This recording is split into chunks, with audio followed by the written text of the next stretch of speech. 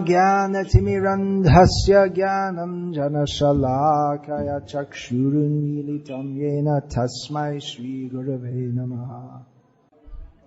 Thank you very much to Aravindan for coming here and making this presentation. Is he here? Is it? Okay. Coming by a bone-breaking 12-hour journey from Nagarkoil. So, thank you for making this book also. I learned a lot by reading this book. From the presentation, obviously you can only get a little idea of the contents, but if you go through the book, it's quite a big book. You'll find that it's packed with researched information about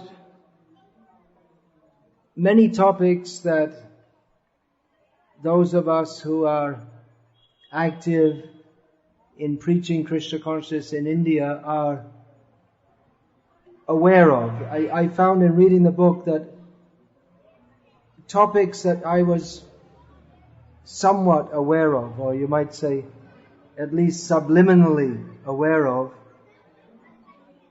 were brought out with great clarity, with much research, to show the extent of the problems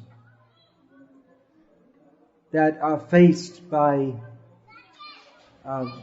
propagation of various untruths by various persons with not very noble motives. So, to understand all these points, it's required to read this book, and devotees who are dedicated to preaching Krishna consciousness in India, I recommend to read this book because it gives a lot of background information that will be useful for us. Now,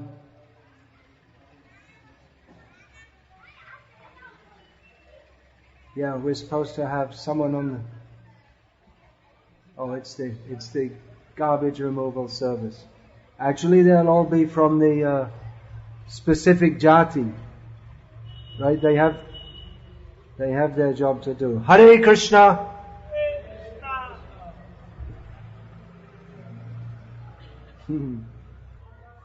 So an objection may be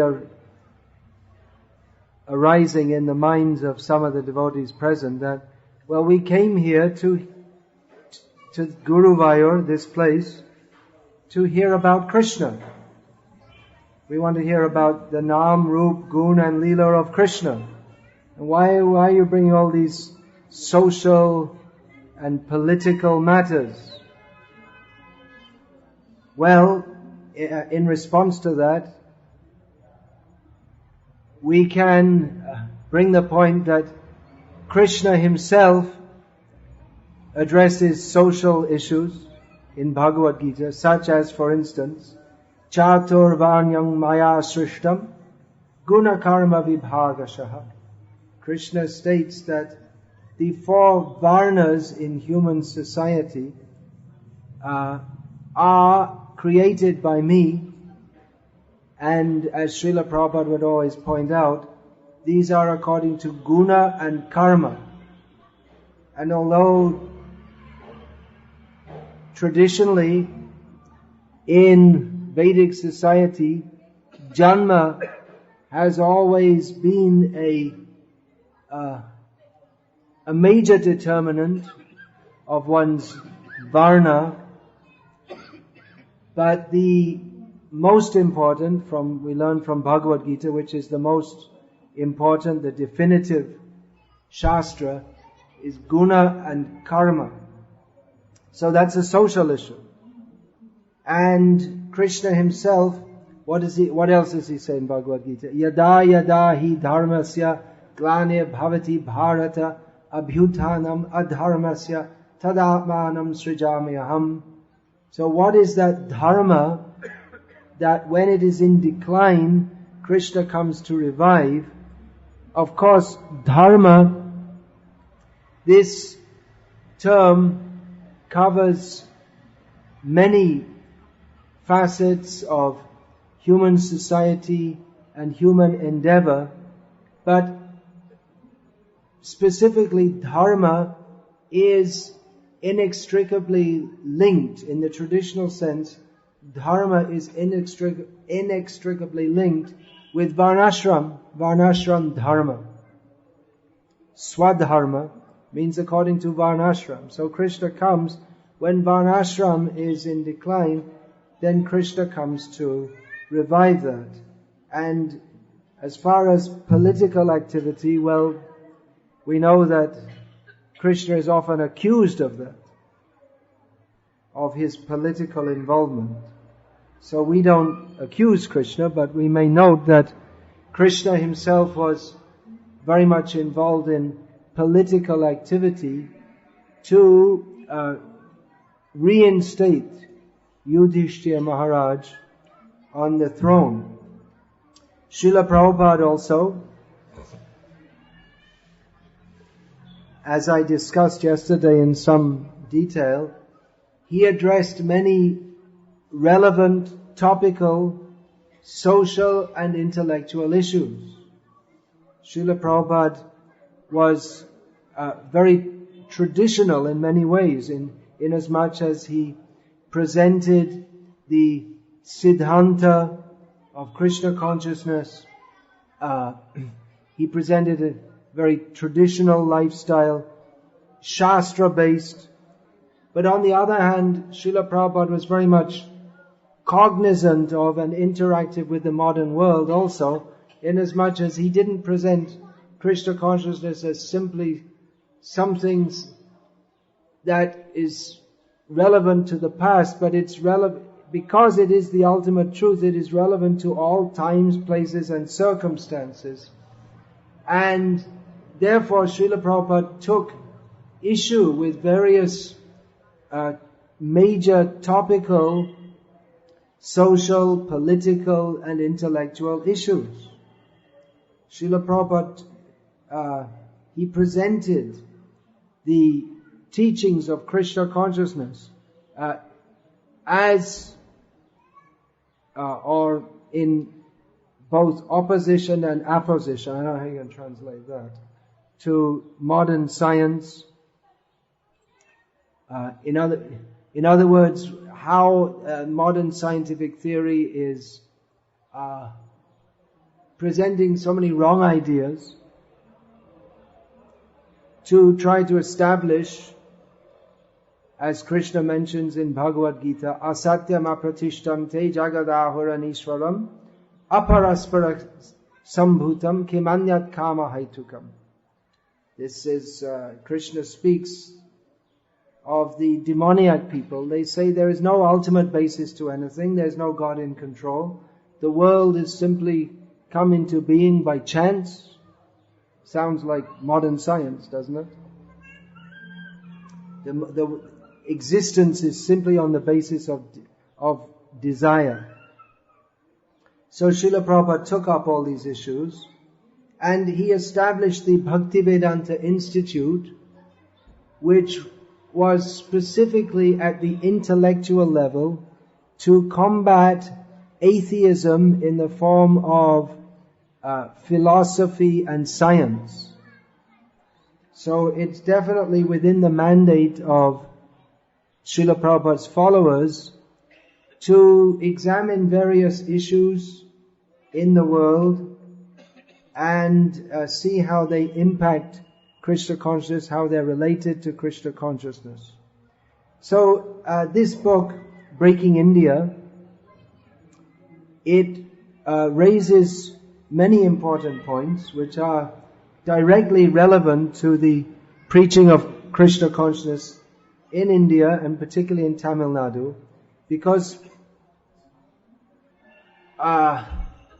some of the reasons that people are not as inclined to accept Krishna consciousness as their grandparents would have been is because of actually totally false propaganda that's been made. So we should be aware of this. In many ways, the Breaking India, it addresses various falsities that are being promoted in human society, which obscure or form obstacles, or obscure the truth, or present obstacles to presenting the actual truth, the actual reality, as given in Shastra. So in many ways, the effort in propagating this information, it parallels that of, for instance, Druta Karma Prabhu, he comes to India once a year. We should definitely, I'm going to meet him next month and tell him, or ask him, I can ask him, to come on this circuit also. We want to hear what he has to say. He is famous as he's not famous only within ISKCON circles. He's well known in the field of alternative science. He's a major voice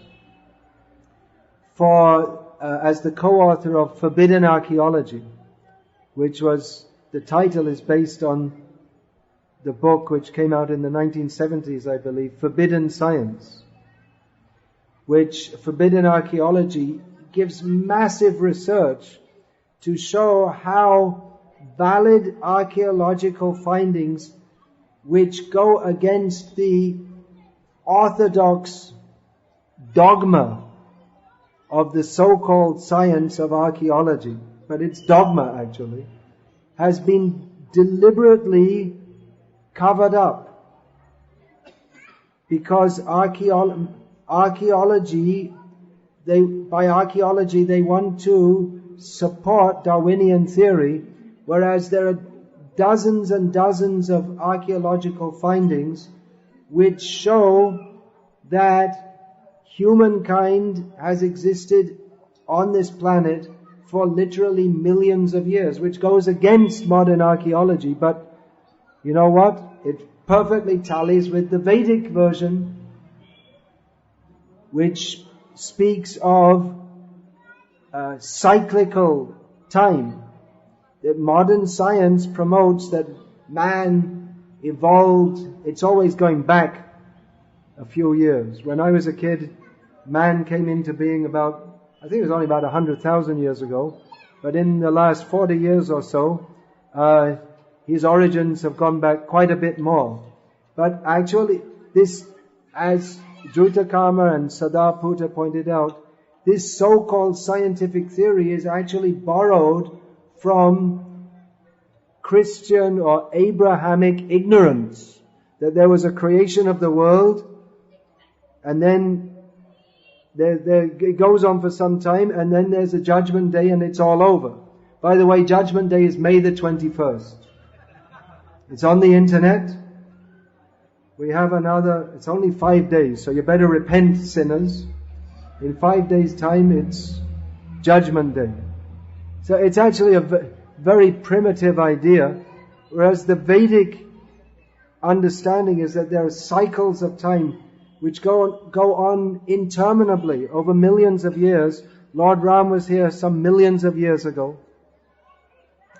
But modern science, which grew up in the West, or modern nescience, which is a synonym for ignorance, it grew up in the West, and they couldn't think of cyclic time.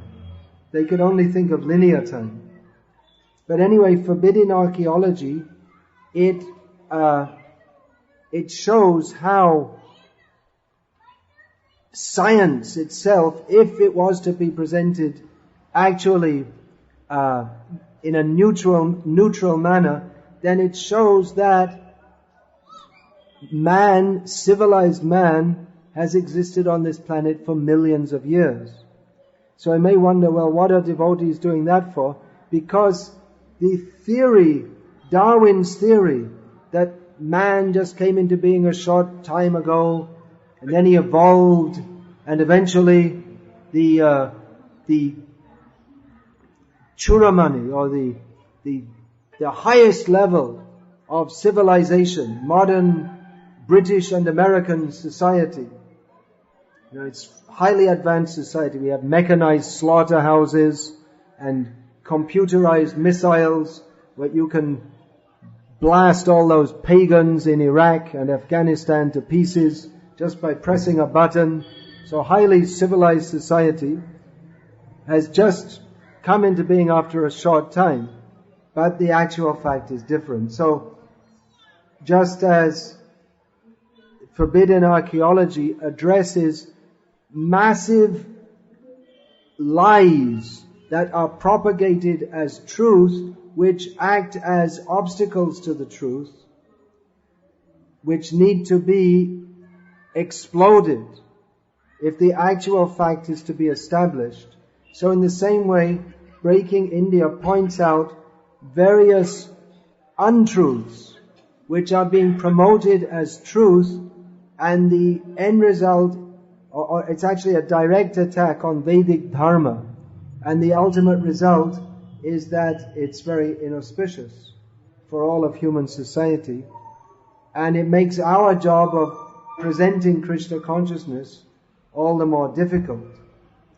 So we are interested in promoting, or we should be interested in promoting the points which have been brought out in this book, Breaking India.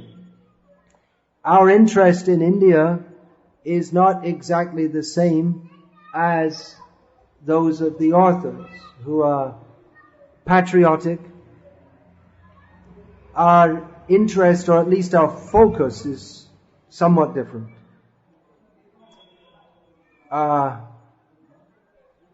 We don't even identify exactly with Hinduism, because, as Srila Prabhupada often pointed out, the very term Hindu is a modern term, and actually that there was no concept of Hinduism being a separate religion from Christianity or Islam. In the pristine Vedic culture, there's no concept of different religions at war with each other, although there was certainly philosophical combat was very strong.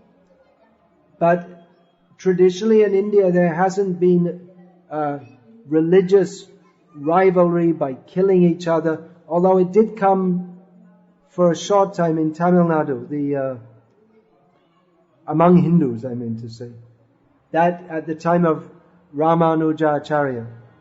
But otherwise, traditionally the culture has been, in terms of debate and philosophy, very strong, but not this idea of killing for your religion. It's philosophically very strong, but otherwise very tolerant. And the idea of one religion fighting another religion, crusades, jihads, it's not there in the Vedic culture. That and envious hatred of other religions, or the very idea of Hinduism being a religion separate from others, is actually a construct which has been foisted on the Vedic culture by people coming from outside who had a different understanding of religion altogether. Otherwise, the Vedic understanding is Vasudhaiva Kutumbakam, that we're all related. It's not me against you. So, in Krishna consciousness, we are very cautious about this Hindu label, because, as I say, it's a label which has been foisted on the Vedic community, and to accept it means to unnecessarily accept someone else's idea of what we should be. and that Hinduism is a pagan from those who foisted this term. It's something to be overcome and defeated. Now, in Krishna consciousness, our focus is on the Param Satya, the ultimate truth. Why don't we say, well, our focus is on Krishna? Because Krishna is the Param Satya. In his introduction to the Srimad Bhagavatam, Srila Prabhupada writes that the conception of the absolute truth and the conception of Godhead are not on the same level. In other words, people think of God, that's a kind of religious sentiment generally to think of God. And for philosophers, they tend to think of the ultimate reality. But Srila Prabhupada shows how these two, they coalesce in the personality of Krishna. But the Vedic quest ultimately comes to the point atato brahma jignasa. We should inquire into the nature of the ultimate reality. So this is how we should present Krishna consciousness. We're not presenting Krishna as a rival to Allah or Jesus, but rather we invite people to understand what is the ultimate reality. Krishna is the ultimate reality.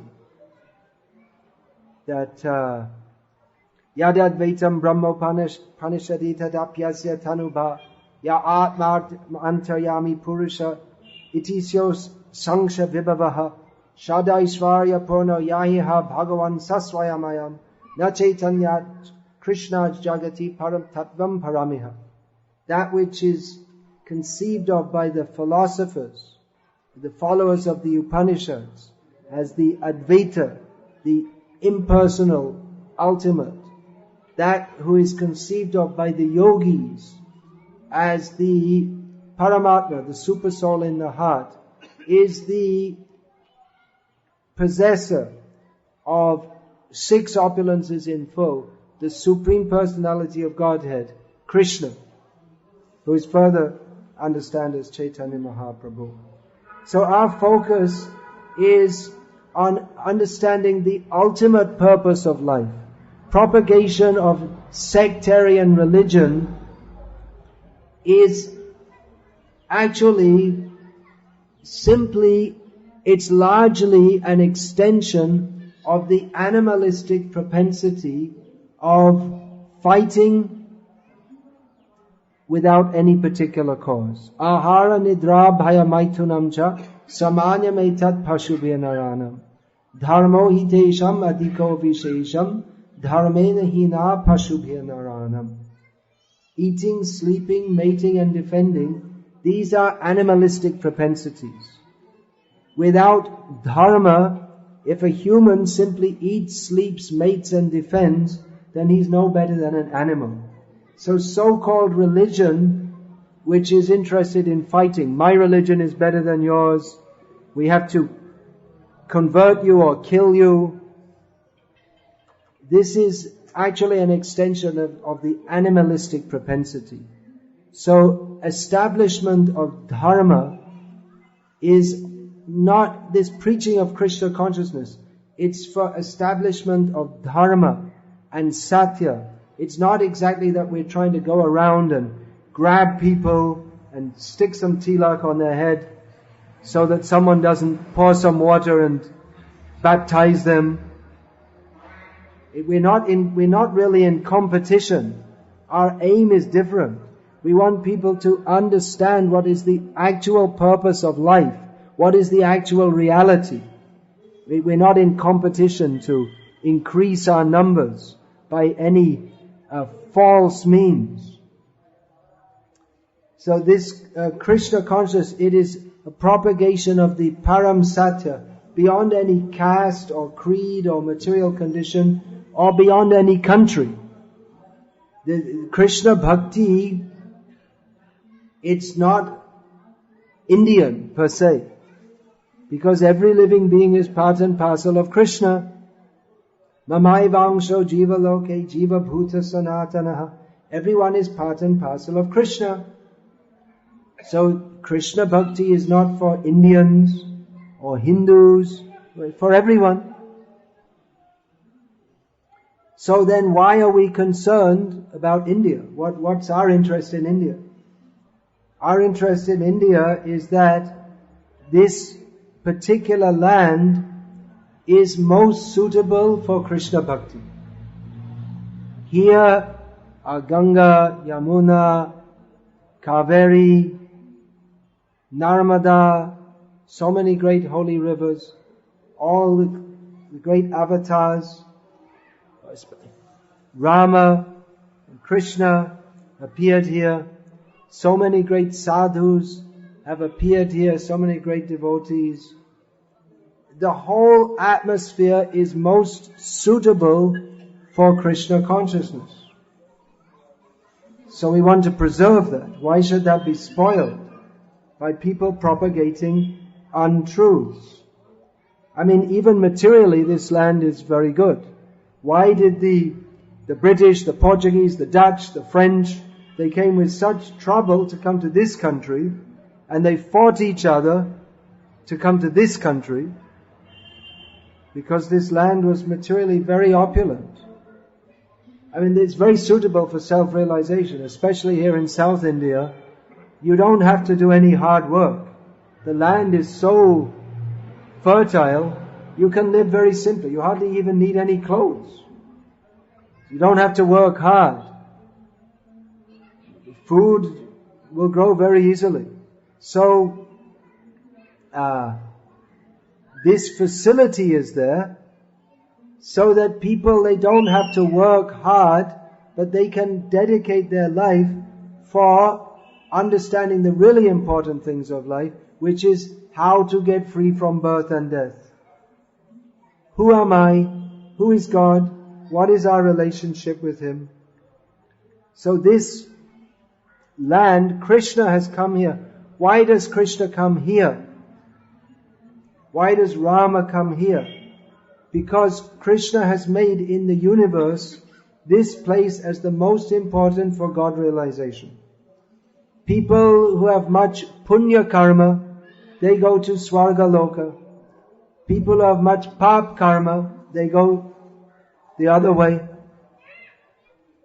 Within this planet also, people are born in different atmospheres according to their karmic reactions. And people who are most advanced spiritually, they tend to take birth in this country because the atmosphere here is right for God realization. If we preach here in India about Krishna Bhakti, many people will appreciate that and take to it very easily, because the culture here, Krishna has kept the culture just proper for Krishna consciousness. In other countries, propagating Krishna consciousness, it's not so easy because people do not have that natural inclination. So the whole atmosphere here is suitable for Krishna consciousness. And therefore Srila Prabhupada, who propagated Krishna consciousness in the Western countries on the order of his Guru, to fulfill the desire of Chaitanya Mahaprabhu, having done that, Srila Prabhupada, he came back to India. And after establishing Krishna consciousness in America, Australia and so many places, Srila Prabhupada actually spent most of his time here in India, and he would go for visits to the Western countries. Srila Prabhupada, he spent more time in India, even after going to the West. He could have lived in luxury, basking in the glory of having so many Western disciples.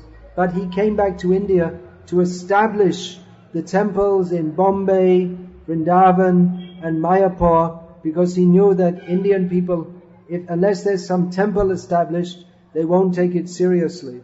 So Srila Prabhupada, he encouraged his disciples to distribute his books in the Western countries. That generated much funds, but Srila Prabhupada took most of the money in the West, and he took his money and invested it in India for building temples, for propagating Krishna consciousness. So, Srila Prabhupada, he wanted a revival of Vedic culture in India. He wanted India to lead the world by spiritual strength. India is now becoming a superpower. That's recognized. The British government just a few days ago made a statement that they're increasing their ambassadorial status in China and India. In other words, they're putting more manpower and money into China and India, more representation, because they said these are the two upcoming superpowers. So India is becoming a superpower of a sort. But what Indians don't realize is that India is already a superpower and has always been the world's only superpower.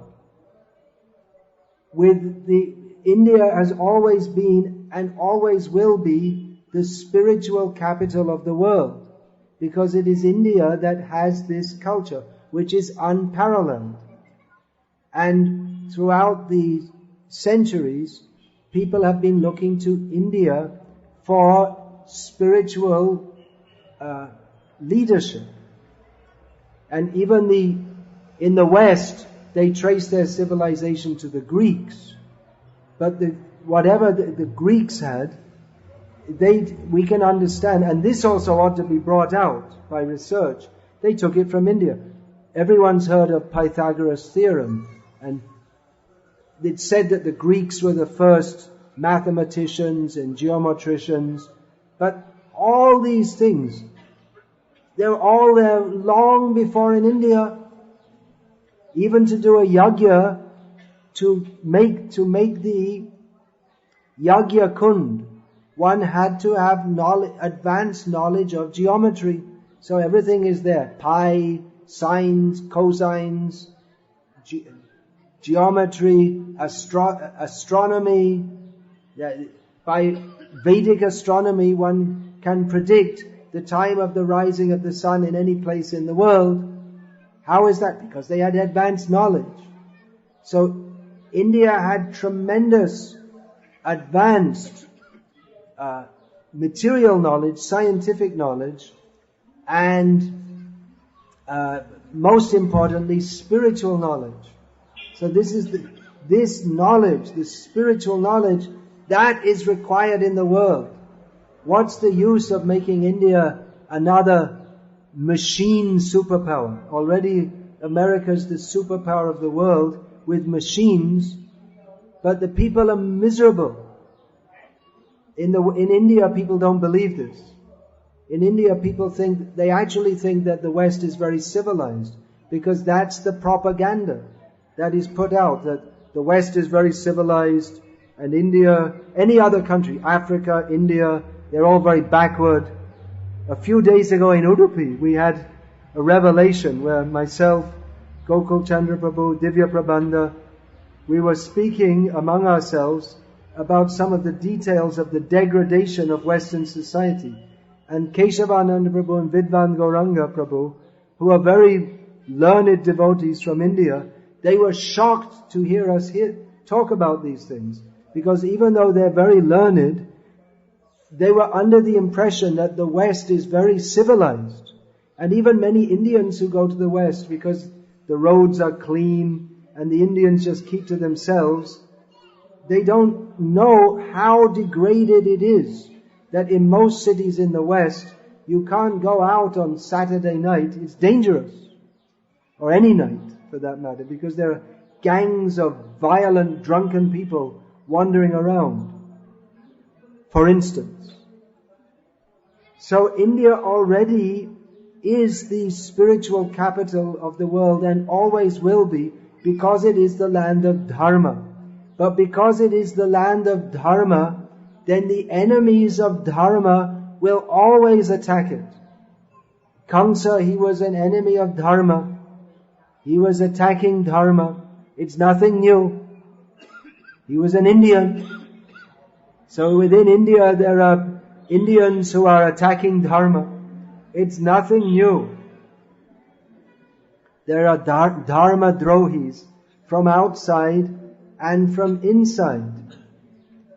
So the subject of this book is breaking India, but actually India is already broken, because formerly the Vedic culture was all over the world, and there are many deities that have been, of Ganesh, of Vishnu, that have been found in Russia, in Mexico, all over the world.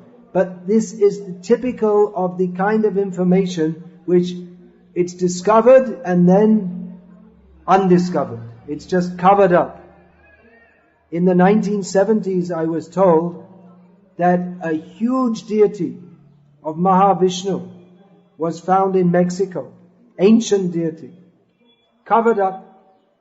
Any such information will be covered up, because there is a cartel, or a gang, I guess. Cartel is a fancy word for a powerful gang of politicians, very rich people, so-called scholars, who their interest is to cover up the truth and present what they want people to believe as the truth.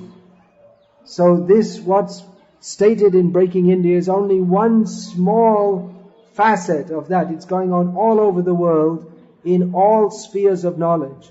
The universities are propaganda colleges for training people to think in the way that certain people want you to think, so that they can manipulate you.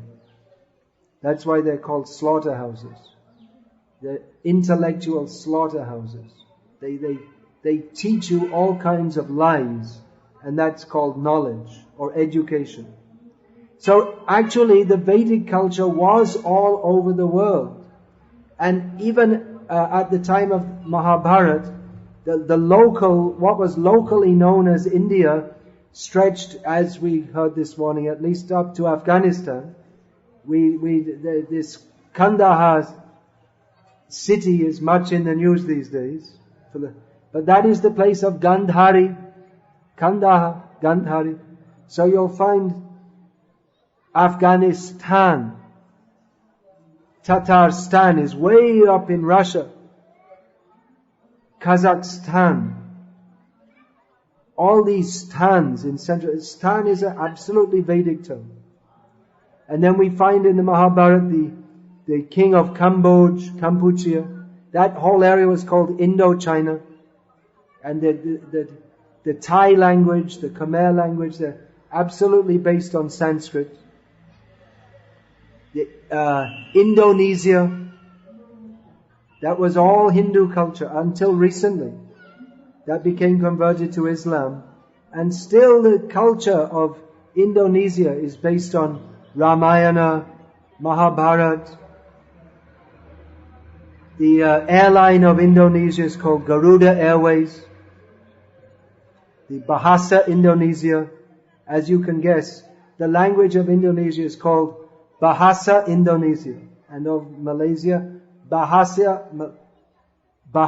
what, it sounds something like Bhasha, doesn't it? It's all full of Sanskrit. So actually India has already become broken. And in 1947 it was broken more. The British, they politically united India, but it was understood that India was one entity. Indira Gandhi made this slogan, from Kashmir to Kanyakumari, India is one. But the ancient was the ancient, what we'll find in the Puranas is from Himalayas to Setu Bandha. What is it, the Sanskrit? Setu Himachalam. So you may say, why Setu Bandha? Well, actually the two seas, which are now called the Bay of Bengal and the Arabian Sea, the Puranic names are the Mahodadhi, or that's the Bay of Bengal, and on the western side, Ratnakara. So these two seas come together, and at Setu Bandha you can see how the two seas come together. So these two, that area in between is particularly, that's the heart of India, where the holy rivers are, where the Vedic culture has been most strong. But that's been cut now, because just like among the famous rivers, the Sindhu is one of the famous rivers. Now that's cut. That's in Pakistan. Now there are no rishis on the bank of the Sindhu, as there have been for millions of years. So India is already being broken and broken and broken. But still, the people of Pakistan, they still in many ways identify with the people of India. It's like a love-hate relationship, because it's the same language. In many ways it's the same culture. When India and Pakistan hate each other, but when Pakistan gets knocked out of the World Cup cricket, then the Pakistanis want the Indians to win. And when the Indians get knocked out, when they want the Pakistanis to win. So like love-hate relationship. It's this in Bangladesh also. I mean, the Bangladeshis, they're inextricably linked with West Bengal. It's the same people, it's the same language. You can't artificially cut them off. But artificially, a new identity has been created. Many years ago in Bangladesh, myself and Vyasaki Prabhu, when we were newly there, we made a mistake of going to see one of the government ministers. In retrospect, it turned out to be a mistake. Because, with the idea that let's try to get some recognition for our movement there. And we said to him, his name was Nazrul Karim, I remember his name. So we said to him that, you see, our movement is presenting Bengali culture all over the world. And he said, but not Bangladeshi culture. Now at the time, the country of Bangladesh had been in existence less than 10 years. But they had created an identity that we are a separate identity. There was no such country. It wasn't even imagined.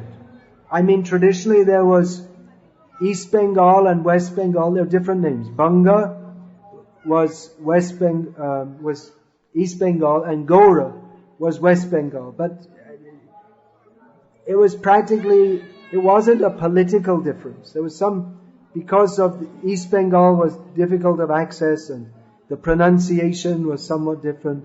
But it's the same language, same culture, but now it's been politically divided, and people think, or it's being created that we are a separate people. But actually even the Bangladeshi national anthem is written by an Indian Hindu, Rabindranath Tagore.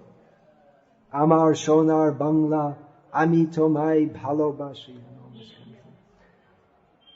So the Vedic culture, to a large extent, it is destroyed.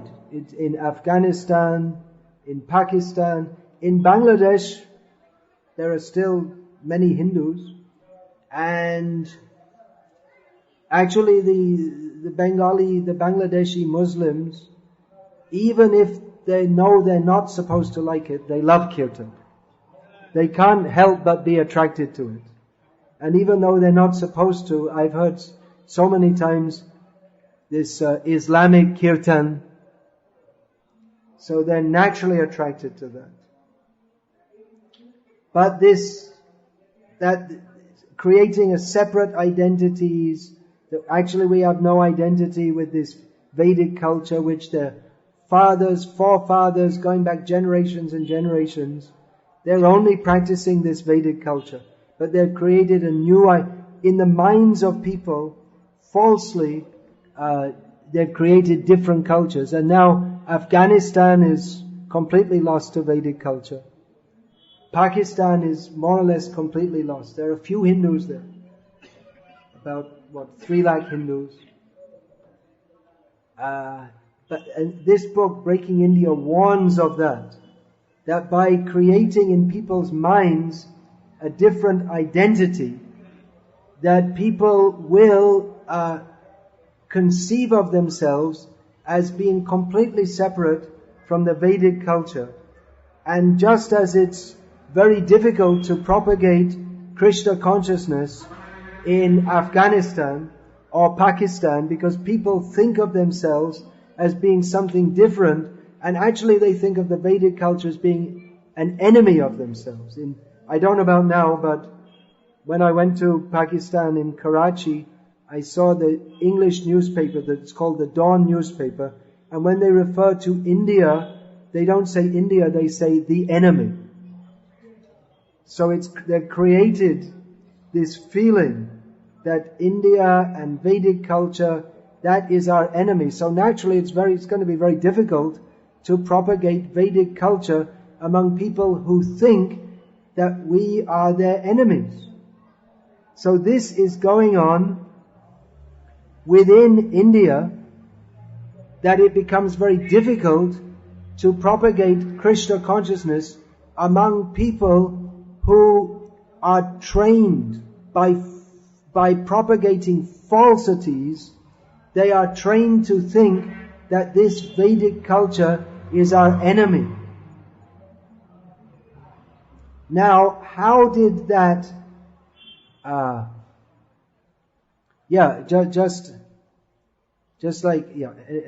right, I'll leave that point. So how India, which is the land of Dharma, has come to this situation. Srila Prabhupada analyzed that. He spoke a lot actually about India, Indian culture, Indian history, because he was very concerned that India was losing its culture. So Prabhupada wanted to revive that by Krishna consciousness. So some idea of that is given in that book, The Message to the Youth of India. Srila Prabhupada analyzed the causes of the downfall of Indian culture. And it's actually a very serious situation within our ISKCON movement at the present time, that certain of the leaders, they want to create a supposed philosophical construct in which Krishna consciousness is divorced from Vedic and Indian culture. That's going on. You know that, right? They're trying to say that, well, we don't need all this Vedic culture, it's all this Indian culture, and in this way, playing into the hands of the so-called neutral intellectuals of Harvard University, where the propagator of this within our society got his wrong education. So, a situation is already being created within India. It's not this Breaking India book. You may think, well, it's sensationalist. The idea that India will split up and there'll be civil war. You may think that's sensationalist, but already the signs are there. It's already happening. That within Tamil Nadu especially, but actually in Christian, people have the idea that Christian education is the best. So they like to send their children to so-called convent schools, in which they're not allowed, if there's a Hindu girl going to a convent school, they're not allowed to wear a bindi. No one's allowed to show any sign of being a quote-unquote Hindu. That's already happening. I mean, their intent is clear. They want to kill by force this culture. And they'll propagate in the convent schools that you have to learn the Christian Bible and all this kind of thing. It's actually amazing that more people didn't convert. But we can see the trend that where as long as Hindus who are very tolerant are in a majority, they say tolerate. But then when Muslims and Christians become in the majority in any area, they become totally intolerant. So the signs are already there. The governments for making, or the political parties for making vote banks, they also exacerbate this trend. And they give facilities that makes it advantageous for people to convert to Christianity or Islam. If you're a Christian, you have more facilities. If you want to start a school, then you get so many facilities from the government, which you don't get as a Hindu. So they make it advantageous for people to convert, so for their vote banks, or they promote that if you vote me, I'll send you on pilgrimage to Jerusalem and all this kind of thing.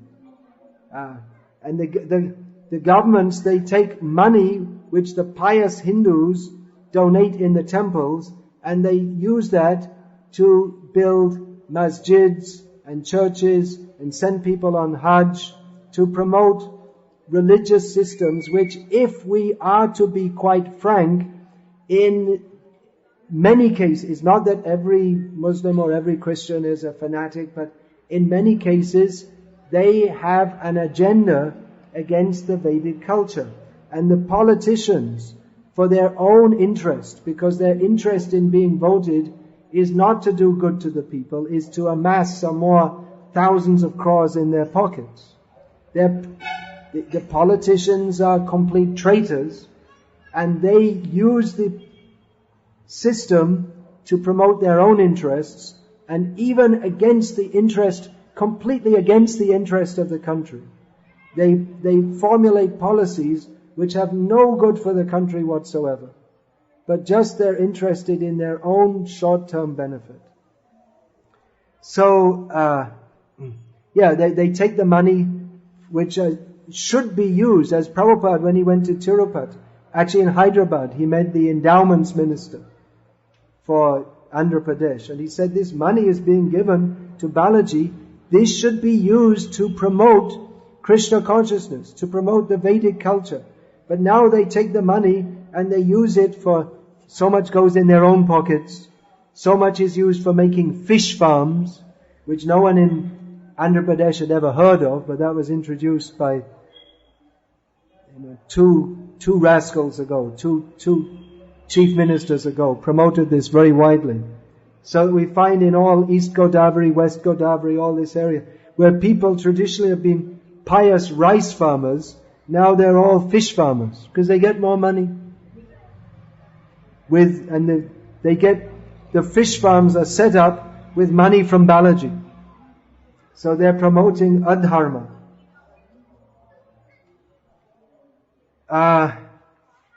And it's actually a bizarre situation in India where the Hindus have made a situation where they are an oppressed majority. How is that? They give all facilities to others, and Hindus themselves, they're at a disadvantage. It's actually disadvantageous. It's a ridiculous situation. Now, in this way, the Hindus have actually become their own worst enemies. That for votes, for political reasons, they've promoted casteism. There was no need for this casteism to be with the advent of democracy, which is also that's also not Indian culture, by the way. Indian culture means there should be a king. But there was a strong move against casteism, especially Mahatma Gandhi was against that. But politicians, for their own self-interest, have divided people according to caste and made vote banks. They've made Muslims, Christians, Dalits and Bahujan Samaj Party and all this kind of thing. So in this way, so Hindus have become their own worst enemies, and although even some of the Hindus who are most concerned about these issues, they're actually concerned about the bad effects of conversion, but in the same time, by the way they are teaching or what they are teaching, they're actually adding to the problem. Just like we find most of the famous Hindu leaders today, they're self-promoting. They'll have big pictures of themselves everywhere. Instead of promoting Krishna, or even if you want to take the broader Hindu culture, Shiva, Ganesh, these are after all Vedic deities. So, but instead of promoting the traditional culture, they promote themselves. Everywhere you'll see posters with pictures of themselves. And in this way they're adding to the rot. Instead of teaching people to worship who should be worshipped, they put it toward themselves. And in this way, if people have any actual spiritual interest, they should be disgusted by these narcissistic or self-promoting Hindu gurus who promote themselves. And if you're invited to worship the one real God, you might be attracted to that. At least the Christians and the Muslims, they're not self-promoting. They promote worship Allah, worship Jesus. I mean, if I had to choose between Jesus and so many of these bogus sadhus today, I'd choose Jesus. Actually. I mean, the way Christianity is presented is not actually what Christ taught, but He was teaching about the one God. And these modern Swamis, it's just, me, just a big ego. They talk about freedom from ego, but they have the biggest ego themselves. So that was one feature of Prabhupada, that people all over the world know the Hare Krishna movement, but even in India today, many people don't know Prabhupada, because he didn't promote himself.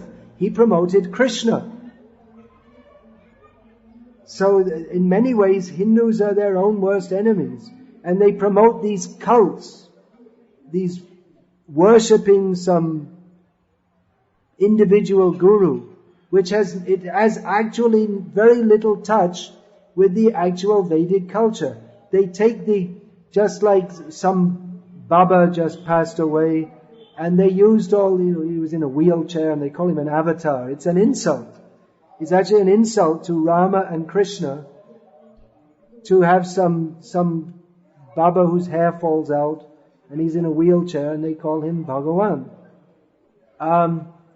But they take all the features of Vedic culture, like doing pujas and aratis and yagyas, but they put it on the wrong person. And in this way, they distort the Vedic culture. And the strength, which is the spiritual strength, which comes from worshipping He who is actually Bhagavan, is lost when it's focused on the wrong person. It's like Hiranyakashipu. He forced the Brahmins that you worship me. Kamsa said, worship me. Vena said, worship me. So these people who take the Vedic culture and say to worship me, people might believe they're Bhagavan, but they're actually in the same category as Kamsa and Hiranyakashipu, and they're actually undermining the Vedic culture. And the profundity of the Vedic teachings, we find Atato Brahma Jignasa. Now we should inquire into Brahman. What is the ultimate reality? What is that Brahman? That is described in the Taittiriya Upanishad. What is that verse? What is it? Who can say now? Now I lost that. Give me the first word anyway. I lost it. I'm not a Vedic Brahmin, obviously. Huh? that verse, that from which everything comes, that in which everything rests, everything, that into which everything ultimately enters. Tad vijigyasva, tad brahmeti. That is the proper subject of investigation. That is the ultimate reality. Yato vama imani bhutani jayante. Yeah, that's the verse. So, that profundity of the Vedic culture, that what is that we find in the Upanishads? What is that subject by knowing which nothing else remains to be known? And such profound depth of spiritual inquiry and knowledge, and they've just reduced it to some cheap jingles. Be good, do good. Joto mat, toto pat. Some meaningless jingle. So in the name of Vedic culture, they have reduced it to something childish. And therefore it is subject to attack by these childish so-called religions, which is also philosophically suitable only for children. The idea that everyone is suffering in this world. Why? Because someone long time ago ate an apple. But never mind, God came into this world and then they killed him. They killed God. He was dead for 3 days. And you just have to bathe yourself in the blood, whatever that means. Sounds like something horrible. And then you'll get saved. I mean, it's not at all philosophical. It's on a philosophical level, it's pre-kindergarten philosophical level. But if we reduce the Vedic culture to be good, do good, joto mat, toto pot, no actual philosophical understanding, then it can be just flipped over by this equally stupid, if not, actually when you set up stupidity as the standard, then that which is most stupid wins. So that's what's going on. The modern Hinduism has been reduced to stupidity, and naturally something which is more stupid comes out on top. And the actual profundity of the Vedic message, who knows that? So we shouldn't make everything cheap. Srila Prabhupada didn't make everything cheap. He said, this is the ultimate truth which is to be known. If you are to attain it, it's not a cheap process. No meat eating, no gambling, no illicit sex, no intoxication. Who's going to take that? But Prabhupada was confident that that there are people in the world even today who are sincere enough for understanding the truth that they will accept that. And in that sense, we could maybe even congratulate Christians and Islam. We're not here to bash Christians and Islam. We are better than you. That we come down to their level if we do that. We shouldn't come down to that level. But we should appreciate what is good in that. Just like modern Hindus have become practically totally materialistic. And in the matter of sexual restraint, Hindus are just going completely in the way that the West has gone, which is totally degraded. Whereas even now, if you go in Islamic countries, even Dubai, which is, in some ways it's the most materialistic place in the world, in some ways. Dubai, Qatar, you're in Qatar. Myself and Akinshan Krishna, we're just going from here to Kuwait. You were in Dubai for so many years. But at least on the surface, you'll find these Islamic countries are very conservative. What people do at home and what DVDs they watch is something else. But at least the society, you won't find posters with half-naked women. You won't find women going around naked. And within the society, the values, the moral values are sustained. There's another Dubai Wali, T. She was in Dubai. Gaur Bhagawan. We have so many ex-Dubai people here.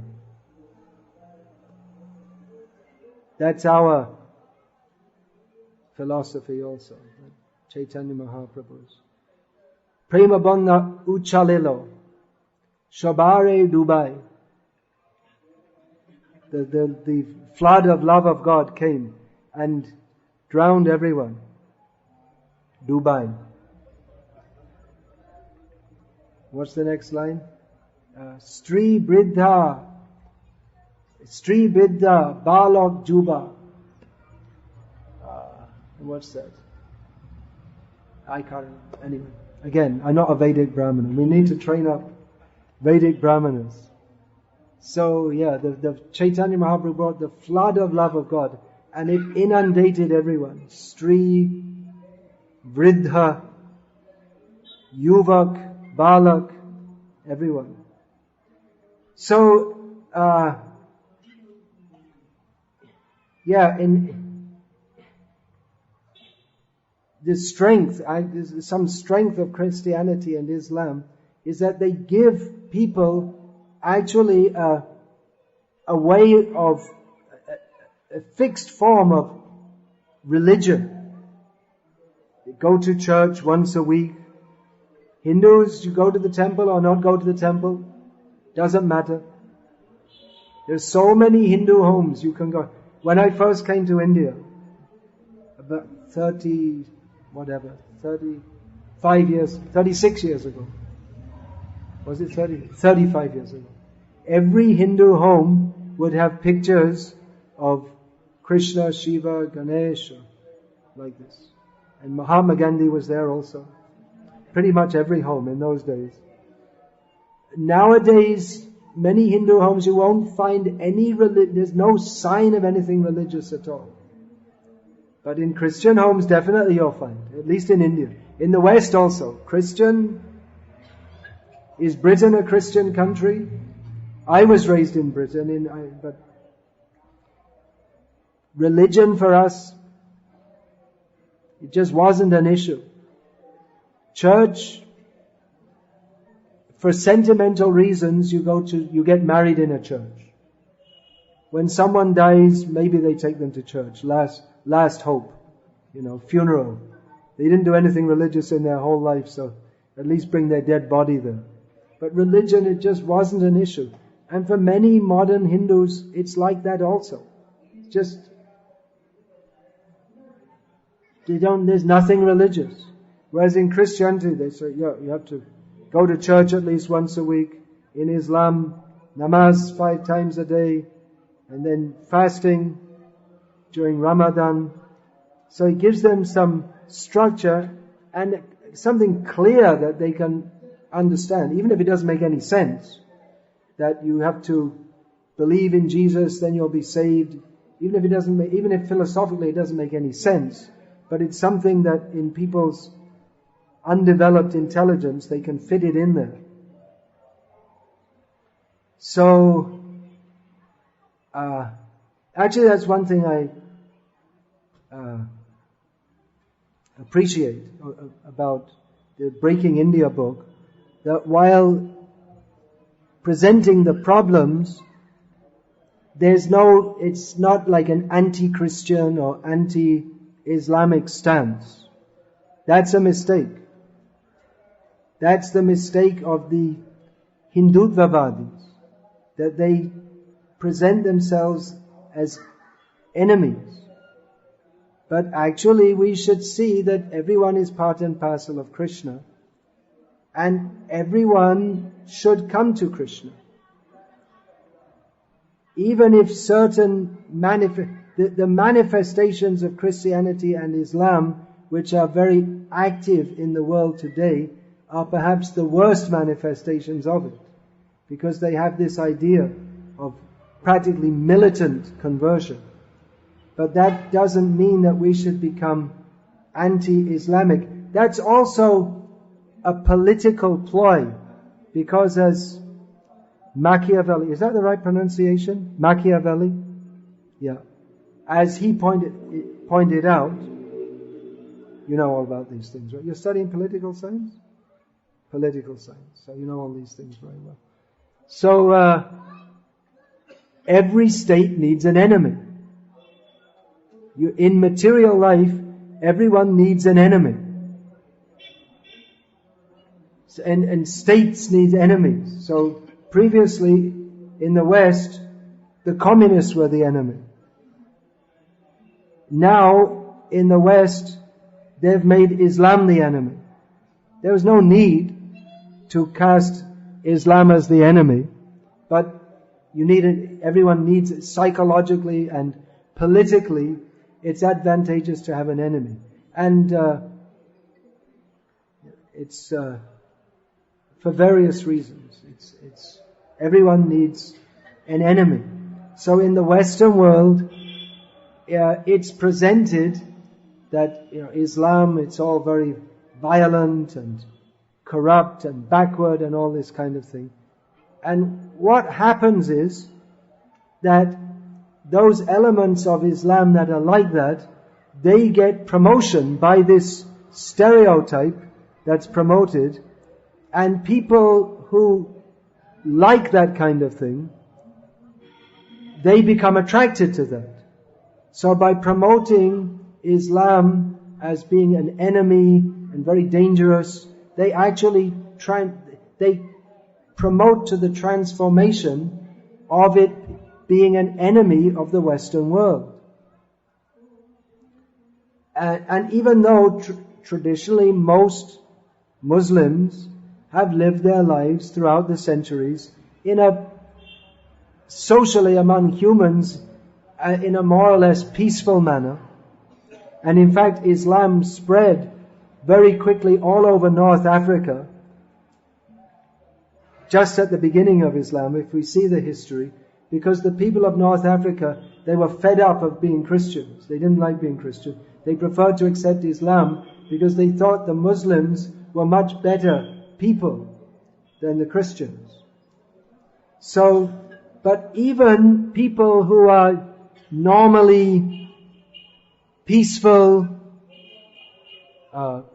honorable, respectable, by propaganda, they can very quickly be changed into demons who kill others, as was recently seen in what was formerly called Yugoslavia. You know that from your very life. You must have been a young boy at that time when that war was going on, civil war. All these Yugoslavia, that's what, Serbia, Croatia, Slovenia, Montenegro, Bosnia, anything else? Macedonia. They were all living peacefully.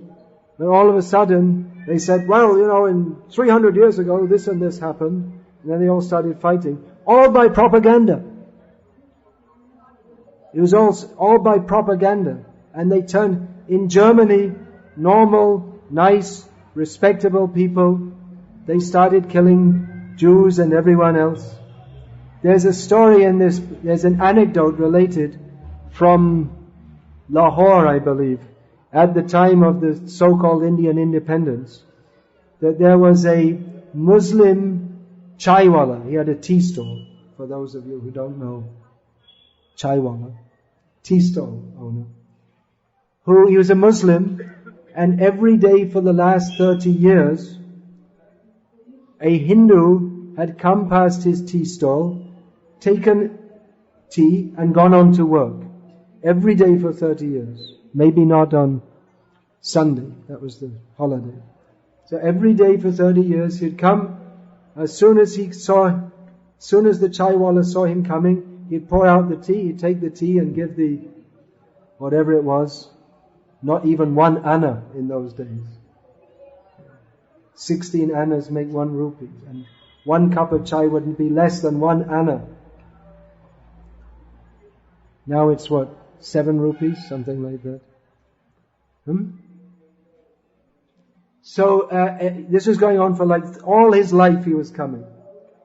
But then it was the time of the breaking of India into India and Pakistan, and anti-Hindu sentiments were being raised among Muslims, anti-Hindu and Sikh in Punjab. And among the Hindus there's anti-Muslim feeling. So that Hindu came to work as usual, came up to the chai stall, and every day the chaiwala would pour out the tea, but this time he pulled out a gun and shot him dead. Why? For 30 years he'd been coming, but all of a sudden he's a Hindu. That's how you respond to Hindus. Just by propaganda. People can be turned into demons, and that is especially possible in societies and religions which are based on tamoguna. In tamagun, people act in a manner which is not at all conducive to their own welfare or that of others. Tamagun means the guna or the mode of foolishness, in ignorance. In one of the manifestations of tamagun is just dullness, and another is vritahingsa. This is also mentioned in Bhagavatam as one of the symptoms of Kali Yuga. Vritahingsa means meaningless violence. It serves no purpose whatsoever. It does no good whatsoever. This is very widespread all over the world. It is a symptom of Kali Yuga, and it is promoted by so-called religions which are going on under tamoguna. I read a book a few years ago called A History of Christianity. It was this thick. So I thought I'd find in there about different philosophical trends in Christianity. Nothing of the sort. It was, as Prabhupada said, the history of Christianity, just one of killing non-Christians, different sects of Christianity killing each other. It's deeply in the culture. Only recently Christianity has become somewhat tempered by humanitarianism, which actually comes from humanism, which is an atheistic doctrine. But Christianity has become influenced by that to become more tolerant, actually. But otherwise, the followers of the Good Shepherd, Christ, they call him the Good Shepherd. But the Christian religion, or actually all religions in the modern world, they're based on killing. And they're in America today, within 24 hours, literally millions. If you take together all the cows, chickens, sheep, all the animals that are killed, it comes to, all over the world, it's hundreds of millions daily. In India alone, as I've said many times, if you take as a very conservative estimate that one chicken is killed every day in India for every 1,000 people, that's a very conservative estimate. How many chickens killed every day? What's the population of India now? 130 crores. So that means 1.3 million chickens every day. So, as we understand from the Vedic knowledge, that violence creates violence. So, people who are violent by nature, they create an enemy. We need an enemy. They have this consciousness. Instead of having the consciousness of Vasudhaiva Kutumbakam, everyone in the world, every living being is our relative. We're all one family under God. Instead, they think in terms of me and you. My interest and your interest. My interest is different to your interest, so it's in my interest to kill you, or exploit you, or subjugate you, or control you. This all comes from ignorance. Now, the communists were considered the enemy of the Western world, now they consider the Muslims, and it'll be someone else. It's not actually that anyone is our enemy. We create enemies by our own atmosphere of enmity to others. But as the Shastra states, our only real enemy is our own uncontrolled mind. That is the real enemy. Now, you may say, well, actually that's what Krishna said in Bhagavad Gita also. That, what is the enemy? Kama is the enemy, material desire.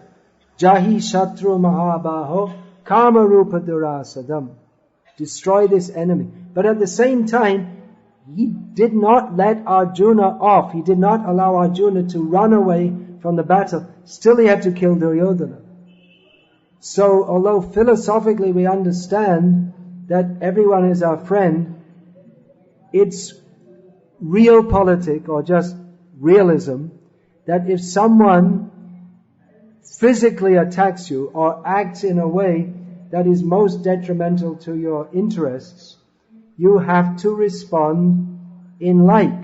So, simply to adopt a policy of ahimsa, alright then, alright, now we will be very philosophical, and if the Indian government was to announce tomorrow that now we have promoted a policy of ahimsa, then within 2-3 days the capital of India will shift to Islamabad, for sure.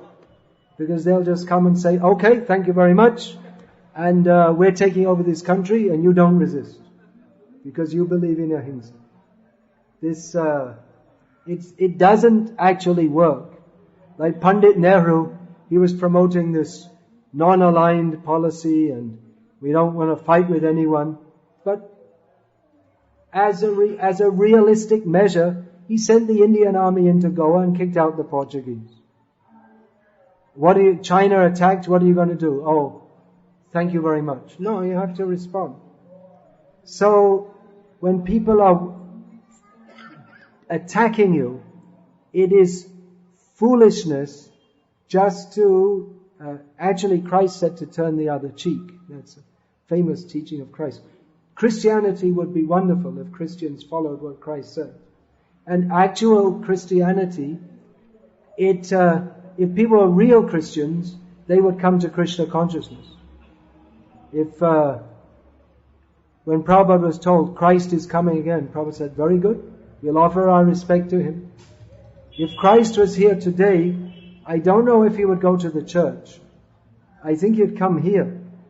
More likely. Where there's actual spirit of serving God. So, it is a complex issue.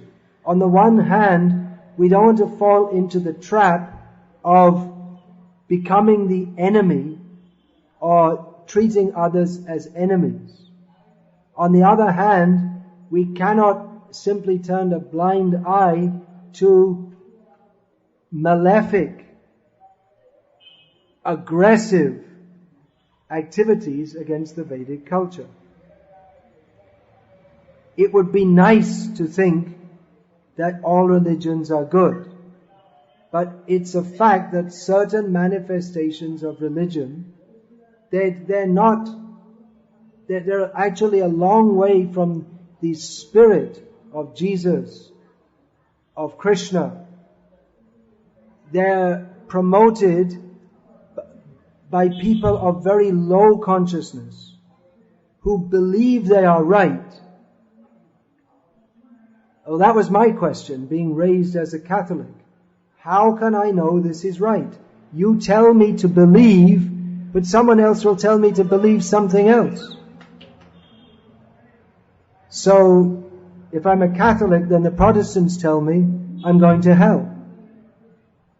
And the Catholics tell me, if you don't believe in the Virgin Mary, you're going to hell. And the Protestants tell me, if you do believe in the Virgin Mary, you're going to hell. And then there's Islam, which says if you believe any of this, you're going to hell. And there's no intelligent way that I can understand what's true. I can only hope that when God comes, if there's a Catholic church on one side or the other, and a Protestant church on the other side, I'll stand in the middle of the road and see what side God's chariot comes down on and rush in that church. There's no intelligent way to understand. So fortunately, Srila Prabhupada, he presented Krishna consciousness as Krishna himself presents in Bhagavad Gita. He doesn't say blindly follow. He says understand and then follow. So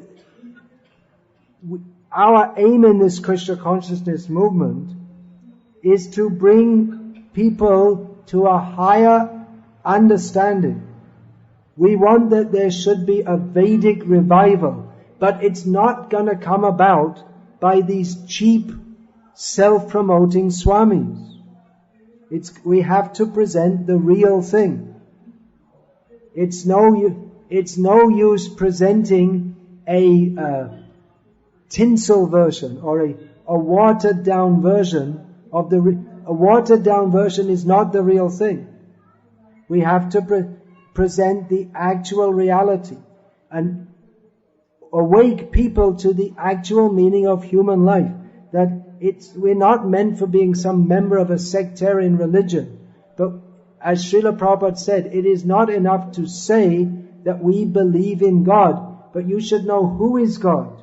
You should know how He is great, what it means to surrender to Him. You should know what are the symptoms of God so that you're not cheated. Otherwise anyone can come. Anyone can make themselves God. You have financial problems. I can tell you, sure method to solve your financial problems. Just make yourself into God. That's all. Promote yourself as God. Some people will believe you. They'll give you money. Or become a Swami or a Swamini. Dress in this color cloth. Talk some mumbo jumbo. Throw in one or two lines from Shastra. Someone will come and give you money. It's easy to cheat people. But we don't want to do that. We don't want to counteract cheating by another form of cheating. Bhagavatam says, Dharma projita kaitava atra. From the very beginning of Srimad Bhagavatam, cheating in the name of religion is rejected. So we want a Vedic revival. We want that. We're not just praying, we're working hard for that. But it must be on the basis of higher knowledge and ideals, not simply some be good, do good, some slogans, and not on the basis either of forced conversion, coercion. Krishna consciousness is powerful. How has it been possible to spread Krishna consciousness all over the world? How did Prabhupada do it? He didn't have institutional backing. He had 40 rupees. He went with 40 rupees, which he couldn't change anyway. When you went to America, if you bring out your rupees, even now, the only thing you can do with it is to, you could use it for what Americans use paper about that size. They use it for wiping their backside. That's the only useful thing you could do with it. Of course, in India it has some value, but it has no value. 40 rupees. No institutional backing, no one to help.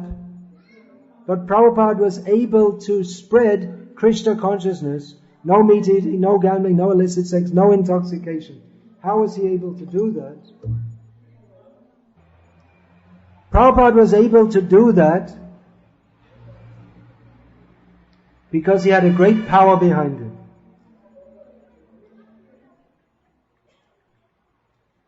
The absolute truth is powerful. Now, there is a lot of power behind the propagation of the so-called Dravidian movement, evangelical Christianity in India. There's a lot of power. There's a lot of money. One of the points, I always used to wonder how there's so much money is pouring into India to promote Christianity.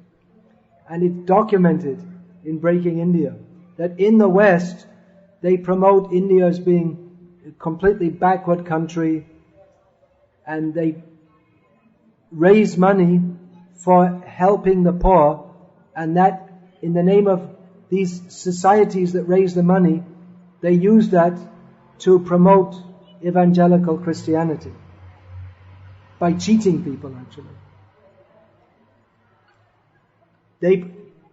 Here's another interesting point which I got from this book, that in India sometimes there are riots. In the West there are sometimes riots. In the West, if there are riots, they promote it, but actually our civilization is very advanced.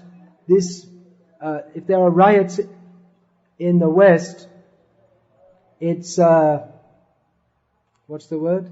It's, aberration, yeah. It's a deviation from the norm. Whereas in India, if there are riots, those people, they're like that. What can you expect from them? We have to civilize them by giving Christianity.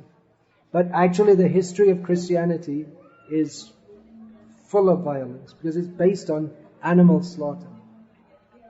So, untruth is being promoted by powerful forces. And it may seem that we don't have the resources to counteract that. But we have a power behind us that is far greater than the US government. Is far greater than any number of atom bombs. That is Krishna. The truth has its own power. In Kali Yuga, untruth gets more power. Kali gets more power. But within Kali Yuga, it is predicted there will be a golden age by the promotion of the chanting of the holy names of Krishna.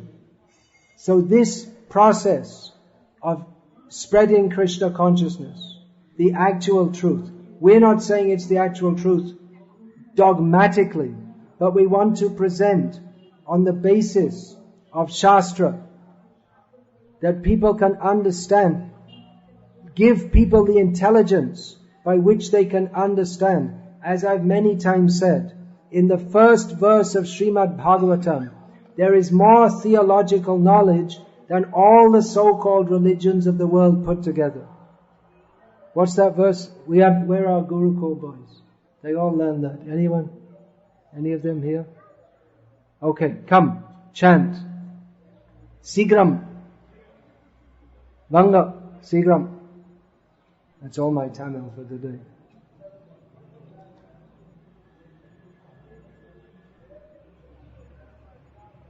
Okay, just stand here. Okay, now stand here facing like this. So you can chant Janmadhyasya.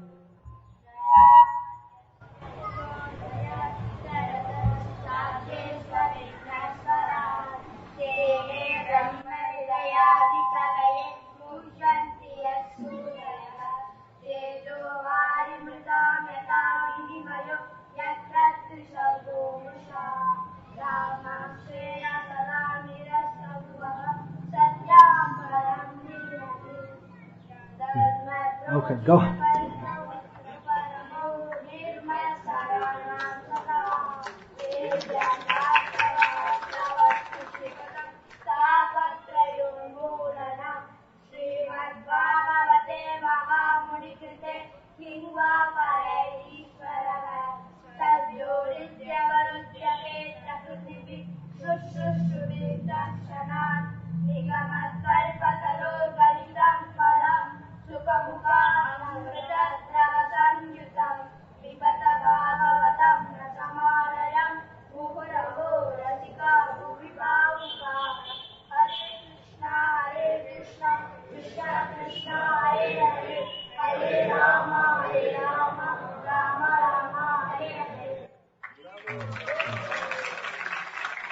Actually, clapping is also a Western innovation.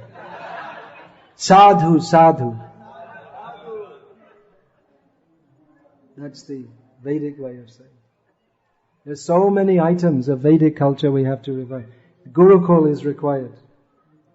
We're all, I can speak for myself, as I've demonstrated several times already, dull-headed. Can't remember a shlok from one day to the next. We've trained these boys to be actual, pure brahmanas, pure in character, with clear knowledge, and set an example for the world. This Krishna consciousness has great potency. But our devotees will have to be pure. Purity is the force. It's not enough just to put on a dhoti and bang a drum and, go on Facebook and chat girls and... No, we have to actually be very pure. Then we'll get the blessings from Krishna. So many people come and ask me, blessings, blessings. You will get that if you act on the platform of Krishna consciousness. You follow all the principles. You will get those blessings. Yesterday the question was coming that, there are different approaches in ISKCON. How can we unite it? But there's no point on uniting on the level of mediocrity. We should unite on the level of following Guru, Sadhu and Shastra. The proposition was that if you're united, we'll become strong. But if we're united on the platform of being mediocre, then we'll simply quarrel among ourselves. Unity comes with Krishna clearly in the center. So purity is required. We should, if we're after power, position, name, fame, money, then we cannot get the blessings of Chaitanya Mahaprabhu to spread Krishna consciousness.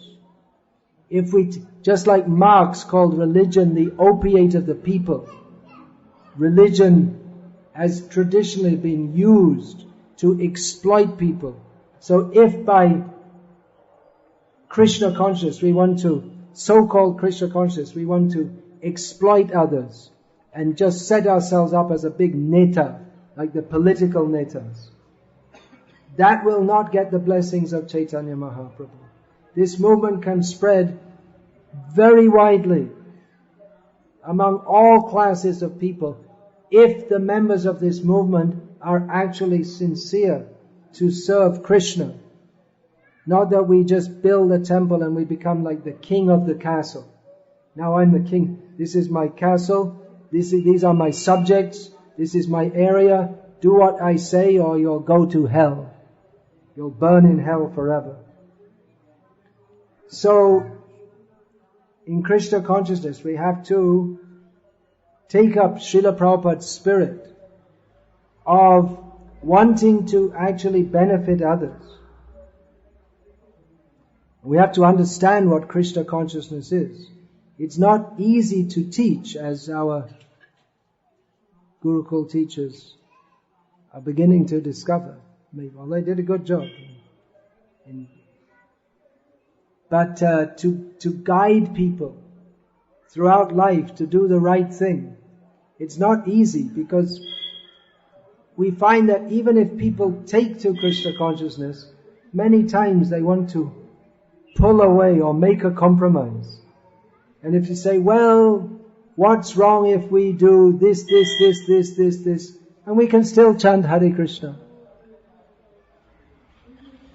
And we have to say, no, don't do that and that.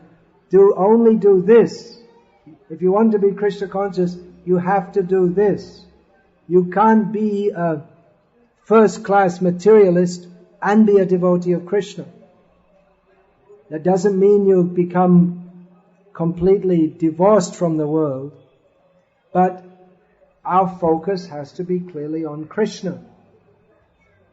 So to understand all this, we have to clearly understand what are the facts, which means a large part of even being able to enter into Krishna consciousness is to be disabused of all the wrong ideas. People wonder why I'm always talking about these, disparagingly about all these bogus Swamis. Because, why do I say this again and again? Because out of Hindu sentiment, if you think they are nice, then that in and of itself is a blockage to accepting Krishna as the only ultimate reality. If we think that what these Swamis are doing is nice, then we have a severe misunderstanding. So therefore, we have to repeatedly tell you that cheaters are cheaters. Call a spade a spade. If you think that a cheater is a teacher, as they want you to think, then you're being cheated. And we don't want you to be cheated. So this book, Breaking India, it presents some of the ideas by which people are being cheated into accepting something untrue as true. For instance, this idea that the Tamil identity is different to that of the rest of India. It has no connection with the Vedas. Now, I'm quite sure that most of our Tamil devotees, they still are influenced by, they've come to this movement. I'm pretty sure that they're still influenced by these ideas, because no one said anything against it. They don't know. You should know how these deliberate lies have been propagated to turn you against the Vedic culture, so that people can manipulate you in the name of some religious conversion into being a political tool in someone else's agenda. Whereas we want you to know that although you're not actually Tamil anyway, because we're only temporarily in these bodies, but the Tamil culture is, if we are to speak the truth, this Tamil culture is intrinsically part of the broader Vedic culture. It's not a separate culture. This book brings out, so many lies are propagated that Saint Thomas, if ever such a person existed, and if he actually came to India, it's propagated that he was killed by Brahmanas. It's a myth which has been invented, and if it's propagated enough, people believe it, and then they turn against the Vedic culture. So, we want people to know what is the actual fact, so they don't get turned away by that. And at the same time, we are confident that if we keep our movement pure, this movement has the potency to bring in a golden age in human society, in which not only people from Hindu backgrounds, but from all backgrounds can join in the chanting of Hare Krishna. Kale doshanidhe rajan astan hi eko mahan guna kirtanad eva krishnasya mukta sangha parang brajit. How can so much lies, such this Dravidian movement and the Christian, so-called Christians are promoting, how can that go on? Because we live in an age of falsity. We live in an age of untruth. It's not only in India these ideas are propagated, but in every sphere. Science, what is promoted as science, it's full of lies and cheating. What they call Darwinian theory is promoted by deliberate fudging of the research records. In all areas of science, there's so much cheating going on. The scientists promote themselves that they know what's going on, but actually, a lot of what's called science, it's actually called, nowadays there's a term, scientism, which it's just another dogma.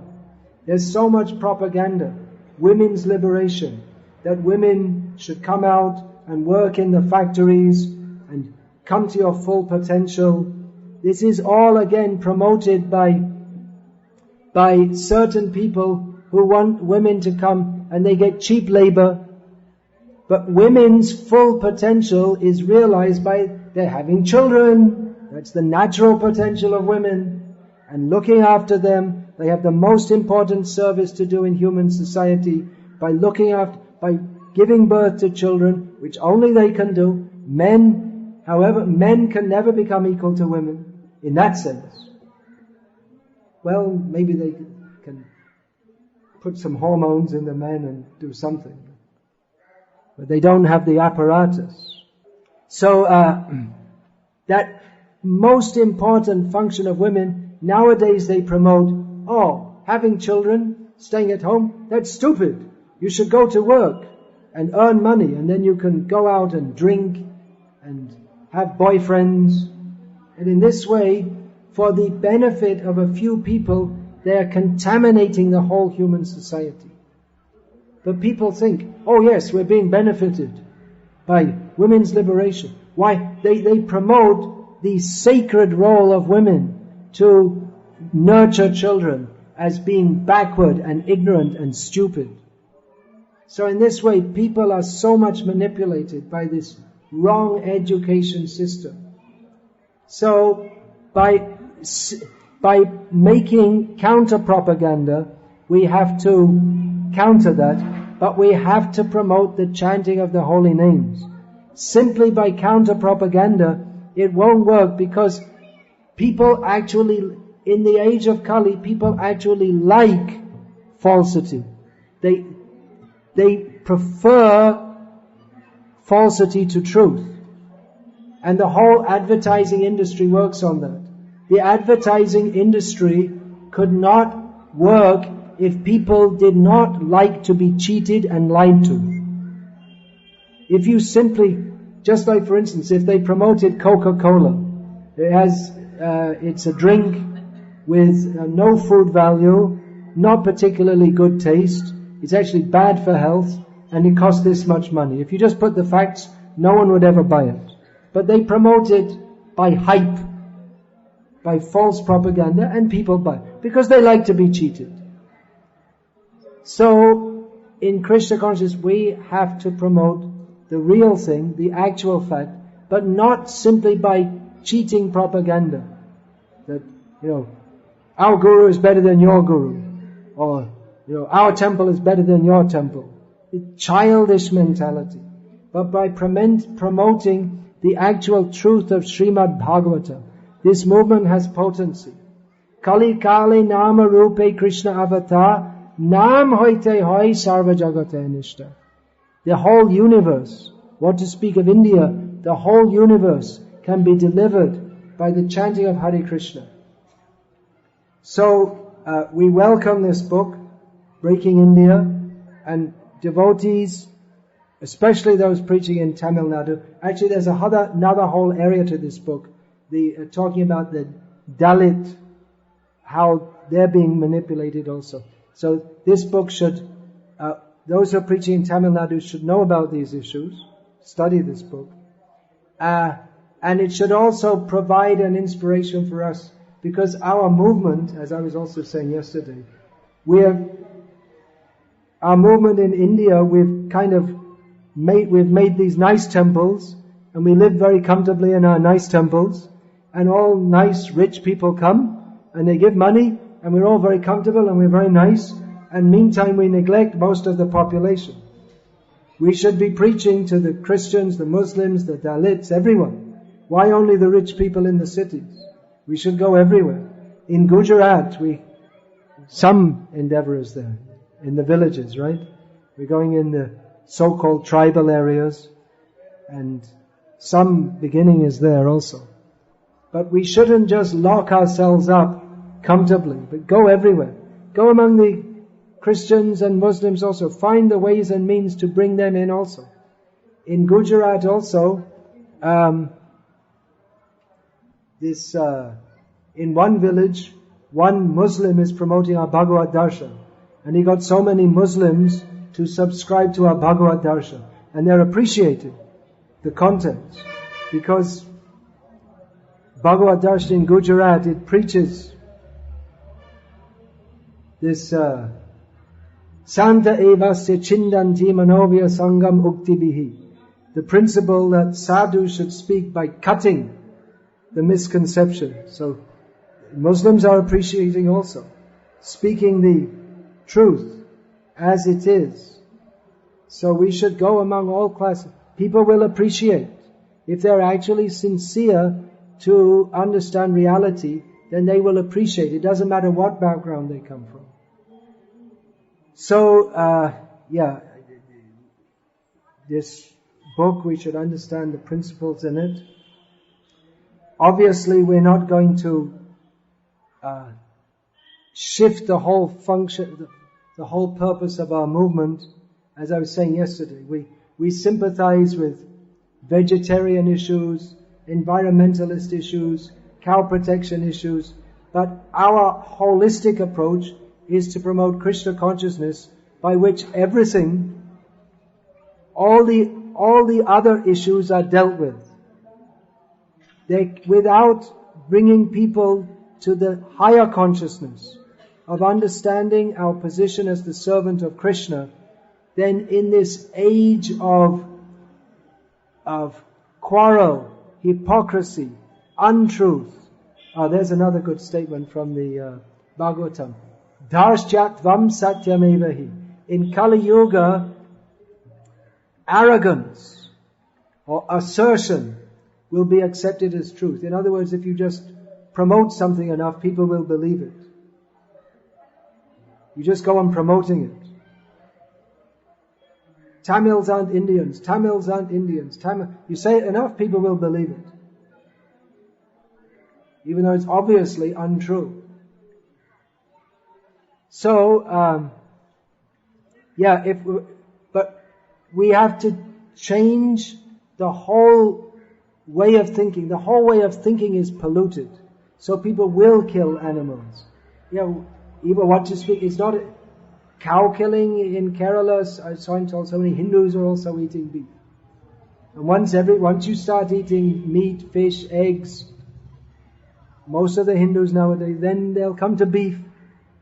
Because they'll think, well, given by God, cows are sacred animals, so if we eat cows, we'll become holy. Maybe they'll start to think that this Zakir Naik said that, right? Muslims are peaceful people because they eat peaceful animals. When people, So we have to promote Krishna consciousness. We sympathize with various issues, but our central promotion is of Krishna consciousness. Thank you very much to Rajiv and Aravindan for making this book. Keep up your spirit. Don't be discouraged. Definitely many people will scorn you and call you all bad names. That's one good sign, that they're taking notice.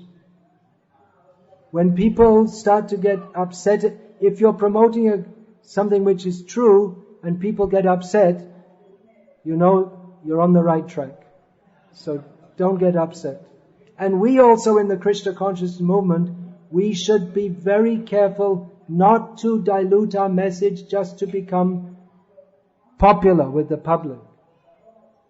The public like to hear this and that, so we'll also do. No, we should never do that. Don't become a traitor. Stick to the actual point. So, just one last point. Thank you for bearing with me all this long time.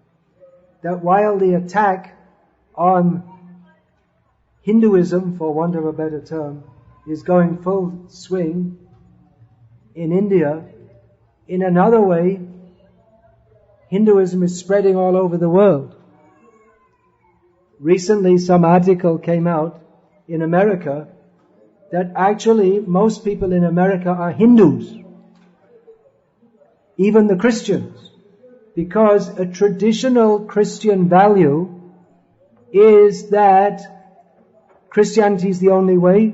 If you're not a Christian, you go to hell. And the traditional Hindu value is that all religions are good and God's grace is with all of them.